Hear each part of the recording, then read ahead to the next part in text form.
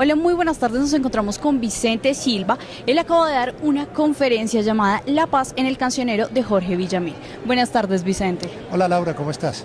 Muy bien, Vicente. Bueno, Vicente, me gustaría comenzar preguntándole de dónde surge la idea de vincular la música y el conflicto armado en Colombia. Pues porque la música siempre ha sido una herramienta, no solo social, no solo ha cantado sentimientos, sino que también ha servido para referir situaciones históricas, hechos sociales. Desde la época de la independencia, ya por ejemplo, los ejércitos libertadores tenían unas bandas de guerra, y esas bandas de guerra tenían canciones sin letra, eran solo música, que aupaban a la guerra, que incitaban, que ayudaban a embravecer a los combatientes. Ahí en Colombia el referente de marchas como la Libertadora, la Trinitaria, que tienen que ver con la época de la colonia. Entonces desde ese entonces ya estaban refiriendo hechos importantes, y uno se pone a ver otra serie de canciones que tienen que ver con la política y con la paz y con la historia del país.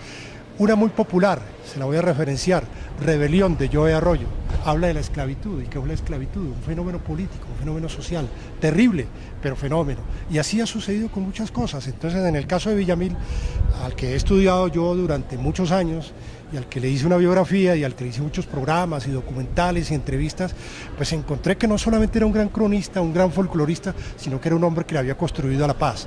Como quiera que Tiro Fijo, el jefe de la guerrilla, fue trabajador de la finca de su padre, que lo trató, que fue comisionado de paz, que estuvo preso por mediar en la liberación de un diplomático holandés. Entonces, él contó sus propias experiencias y las experiencias de otros a partir de la violencia, a partir de la paz, y a mí me pareció importante en estos momentos en que se está hablando de paz, en que se ve una luz al final del túnel, que se cuente que ha habido personajes como Villamil, ha habido otros también muy importantes, que han sabido referir la situación de paz y de violencia en Colombia a través de la música. Bueno, Vicente, y a través de ese repertorio que fue presentado en la conferencia, ¿cuál considera usted que es la canción más importante, más significativa para la historia de Colombia? Bueno, todas. Lo que pasa es que cada una, Laura, es un capítulo. Cada una es un pequeño episodio. Entonces, eso puede ir en gustos. A mí particularmente me gusta mucho el Barcino porque refiere a un personaje determinante en la historia de Colombia como Tiro Fijo, que obviamente no me gusta, pues era un terrorista y hizo lo que hizo, pero eso ya le corresponderá a la historia juzgarlo, pero refiere a un hecho importante, pone de presente por primera vez a un personaje clave de la violencia en Colombia con nombre propio, así sea su apodo, Tiro Fijo, y habla de la FARC. Esa me pareció crucial, me gustan mucho por lo que entraña ahora, siendo una canción poco conocida, Cantemos a la Paz, porque es una canción que habla de las flores, del paisaje, de la naturaleza, y dice Olga una cosa muy bonita: dejemos los fusiles y cojamos más bien esos fusiles y convirtámoslos en tiples, en guitarras, y cantémosle a la paz. Esa canción no pegó pues porque surgió en los días, o se iba a estrenar con una película en los días en que se dio lo del Palacio de Justicia y fracasó, pero es una canción plenamente vigente. ¿Cómo puede ayudar la música a que las personas comprendan el conflicto armado en Colombia? Difundiéndola, pero ayudándole a la gente, que es un poquito la tarea quijotesca que yo hago, contando esto, para que entiendan que los conflictos no existen por sí solos, que las circunstancias no surgieron por sí solas, que las canciones, aparte de divertirnos, de hacernos gozar, de hacernos bailar, tienen unas connotaciones adicionales, tienen una multitud de significados. Entonces, pienso yo que la música, a los que trabajamos en la investigación musical, nos puede servir el que incrementemos estas actividades, pero también a los compositores y a los artistas para que se comprometan, para que hagan canciones, para que cuenten situaciones sobre esto. A mí me gustaría haber conocido temas sobre la masacre de Bojayá, sobre la masacre del Aro, la de Bahía Portete, sobre los asesinatos de Galán, de Guillermo Cano y todo eso. No estoy diciendo que nos lapidemos y que nos peguemos latigazos por eso, ni que estemos restregando en la violencia, pero sí como elementos históricos haber tenido otros episodios que hubieran sido recogidos por los artistas para que los referenciaran. Yo creo que es importante que el artista entienda que su participación en los procesos de paz no se limita a aparecer con camiseticas blancas en las revistas del corazón, al lado de los hijos del presidente, o en los clubes hike de Bogotá, y decir que esa es la paz.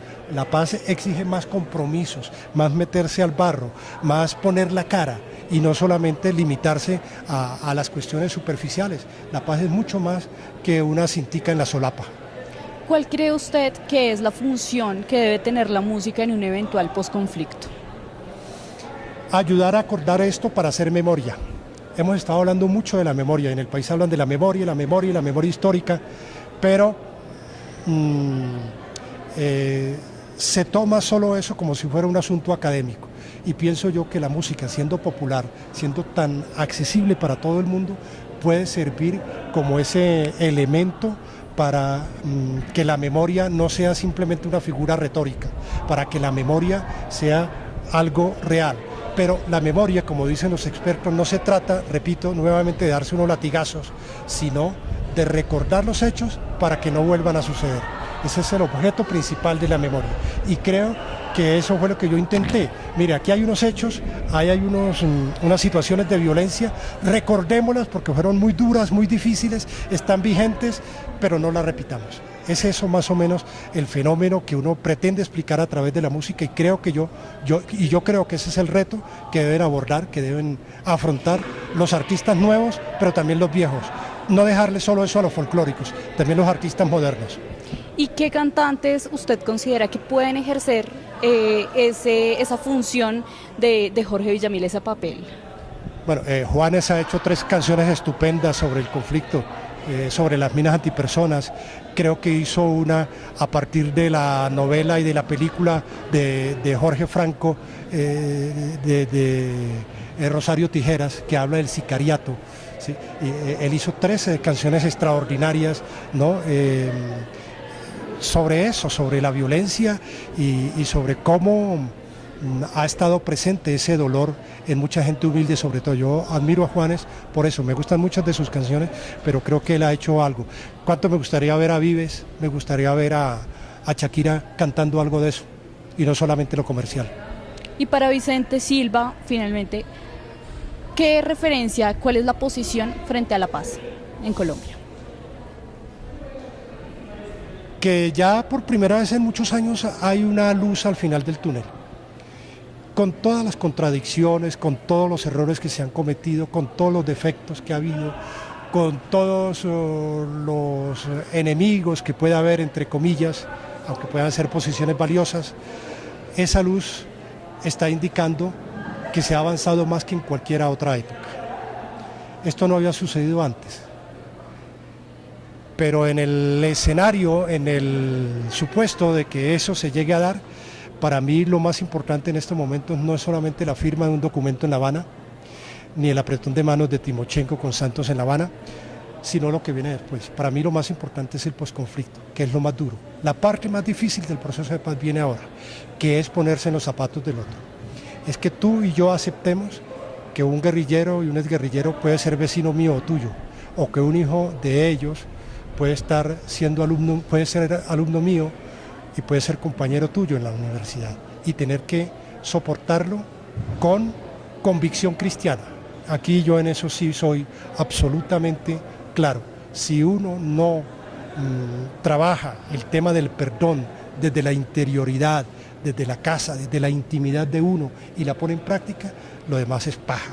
Porque es muy bonito hablar de paja, y vuelvo y repito, de las revistas del corazón, y poner yo mensajes en Facebook, y poner cinticas, y mandar, estar en todos los hashtags sobre la paz. Pero si eso no aporta nada, si eso no cambia mi condición, si eso no permite que yo me ponga en los zapatos del otro, si eso no permite que yo acepte a ese ex guerrillero, a ese ex paramilitar, a ese militar que cometió errores, a ese policía que cometió errores, si yo no acepto eso desde la óptica del perdón, dejándole a la justicia lo que es lo de la justicia y a Dios lo que es de Dios, pues seguramente que estaría arando en el desierto. Bueno, Vicente, muchas gracias por habernos acompañado en Unisabana, y les agradecemos a todos ustedes. Nos encontramos en una próxima emisión. Hasta luego y muchas gracias.